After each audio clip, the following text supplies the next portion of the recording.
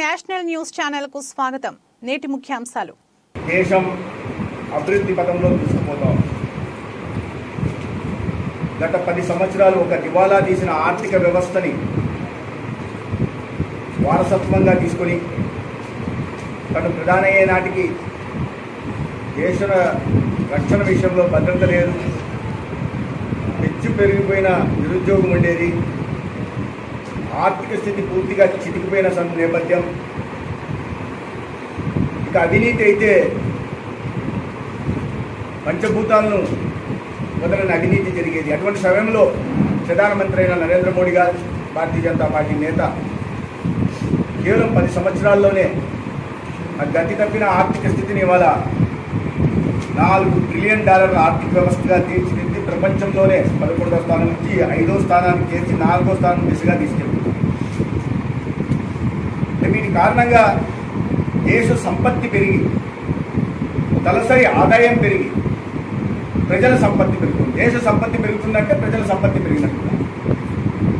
అదే సమయంలో అవినీతి రూపుమాపే విషయంలో ఎక్కడ కూడా మొత్తం కూడా రాజీ పడకుండా వారు తీసుకుంటున్న నిర్ణయాలు అవినీతి పనులను జైల్లో పంపిస్తున్న విధానం మనం దేశవ్యాప్తంగా చూస్తాం.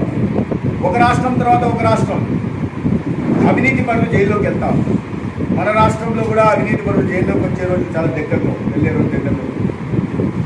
నిరుద్యోగం రూపుమాపడం కోసం స్టాండప్ ఇండియా అని, స్టార్టప్ ఇండియా అని, మేక్ ఇన్ ఇండియా అని, డిజిటల్ ఇండియా అని, స్కిల్ ఇండియా అని అనేక రకాలైన నూతనమైన కార్యక్రమాలు తీసుకొచ్చి ముద్రా యోజన ద్వారా 43 కోట్ల మందికి ఉపాధి అవకాశాలు కల్పించడం కానీ, ఇటువంటి అనేక వినూత్న కార్యక్రమాలు తీసుకొచ్చి వాళ్ళ దేశ ప్రగతిలో యువతని, ప్రజల్ని భాగస్వామ్యం నరేంద్ర మోడీ గారు.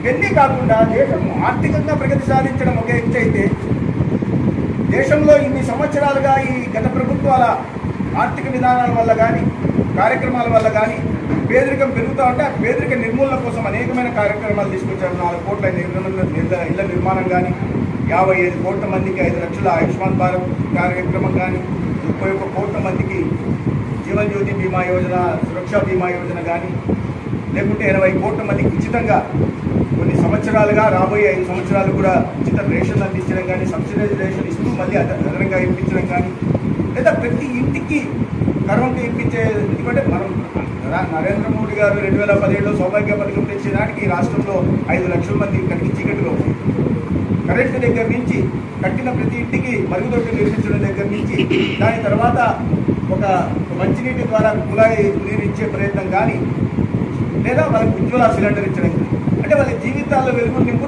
తర్వాత వాళ్ళకు ఉపాధి అవకాశాలు కల్పించడం ముద్ర ద్వారా నిలబెట్టే ప్రయత్నం, లేదా చేతి వృత్తులు అయితే విశ్వకర్మ కార్యక్రమం, అంటే ఇవన్నీ హామీలను కూడా చేస్తూ పేదరిక నిర్మూలన వాళ్ళు చేస్తూ దాని కారణంగా 25 కోట్ల మంది వాళ్ళ పేదరికం నుంచి బయటకు వచ్చాయని ప్రపంచవ్యాప్తంగా ప్రముఖ సంస్థలు.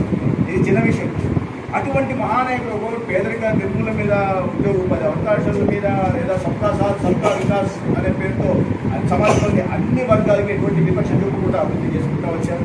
గత 10 ఏళ్లలో ఆంధ్రప్రదేశ్ మీద కూడా ఇక్కడ ప్రభుత్వంలో బీజేపీ లేకపోయినా, సీట్లు రాకపోయినా కూడా ప్రత్యేకమైన దృష్టి పెట్టి అనేక రకాల 25 కేంద్ర ప్రభుత్వ విద్యా సంస్థలు కానీ, 30 దాకా కేంద్ర ప్రభుత్వ సంస్థలు కానీ, ఏనాడు 70 ఏళ్లలో ఓటు పట్టించుకొని పోలవరంకి ప్రత్యేక నిధులు కానీ, లేదా పేదల కోసం 25 లక్షల ఇల్లు, ఒక్కొక్క ఇంటికి 1,80,000 ఇచ్చి ఇల్లు నిర్మించే కార్యక్రమం కానీ వారు చేసుకుంటూ వచ్చారు. ఈ సత్యసాయి జిల్లా కూడా 1,80,000 ఇల్లు ఇస్తే ఇవాళ కూడా ఈ అసమర్థ ప్రభుత్వం 5 సంవత్సరాల నుంచి దాంట్లో 10% ఇల్లు కూడా నిర్మించలేదు, ఒక్క లబ్ధిదారు కూడా ఇల్లు ఇవ్వలేదంటే ఎటువంటి దౌర్భాగ్యకర పరిస్థితిలో ఉన్నామో.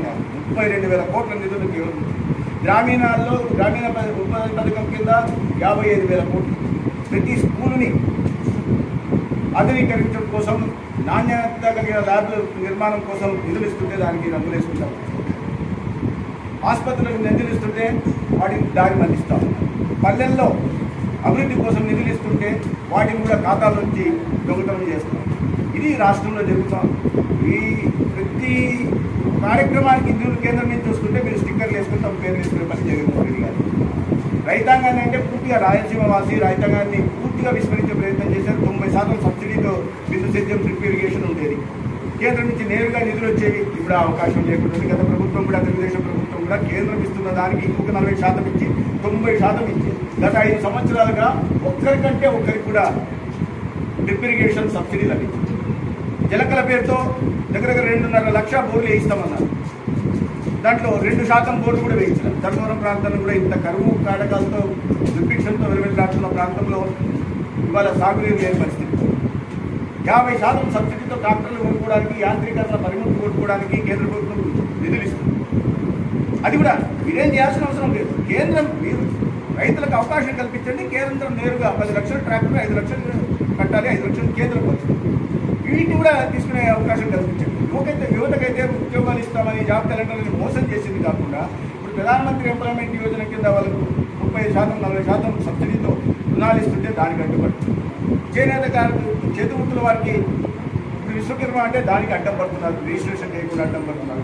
అంటే కేంద్ర ప్రభుత్వం నుంచి నేరుగా వాళ్ళకి లబ్ధిదారులకు అందే దానికి అడ్డం పడే ప్రయత్నం చేస్తారు, లేదా వాళ్ళ ఖజానాకు వస్తే మాత్రం దారి మళ్లించుకునే ప్రయత్నం చేస్తారు. ఇటువంటి దరిద్ర ప్రభుత్వం ఇక్కడ ఈ రాష్ట్రంలో జరుగుతూ ఉంది. ఇంకా ఈ ప్రాంతంలో ఇక్కడ చూస్తే బీసీ కార్పొరేషన్లో నిధులు లేవు. ఎక్కడ పోయినా నాకు ఇదే బయట మామూలు జనరల్ చూస్తున్నా.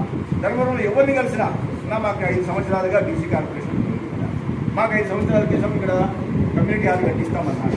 నేను మైనార్టీ సోదరులు కలిసారు. 5 ఏళ్ల క్రితం కమ్యూనిటీ హాల్ కట్టిస్తామంటే మేము ఉమ్మడిగా ఓటు వేసాం. ఇవాళ దాని గురించి పట్టించుకోవట్లేదు. శ్మశాన వాటికి కట్టిస్తామంటే ఓటు వేసాం, పట్టించుకోవట్లేదు.